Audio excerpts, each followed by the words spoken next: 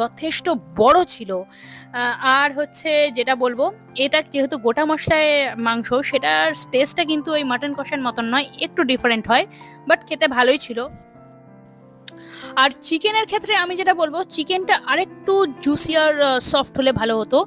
তো এনিওয়েজ মোটামুটি পোলাওকে আমি দিলাম 8 আউট অফ 10, মাটনকে আমি দিলাম 9 আউট অফ 10, আর চিকেনকে আমি দিয়ে দিলাম 7.5 আউট অফ 10। খেয়ে যেন কানে কানে বললো স্যালাডটাও আনলিমিটেড। আনলিমিটেড যখন, তোমরা চাইলে আরো স্যালাডও নিয়ে নিতে পারো। যাই হোক, আমি একটু শসা আর গাজর নিয়ে নিলাম। তোমরা সবাই জানো শসা গাজর আমার খুব ভালো লাগে, স্পেশালি মাটন দিয়ে খেতে। পেঁয়াজ, শসা আর গাজরের মধ্যে তোমাদের কোনটা সব থেকে বেশি ভালো লাগে কমেন্ট সেকশনে জানিও। যাই হোক, তোমরা অপেক্ষা করে আছো আমি জানি 90 টাকার গল্পটা জানার জন্য, যে ব্যাপারটা কি আসলে। তোমাদের অপেক্ষার অবসান, আমি এখন বলবো ডিটেলে।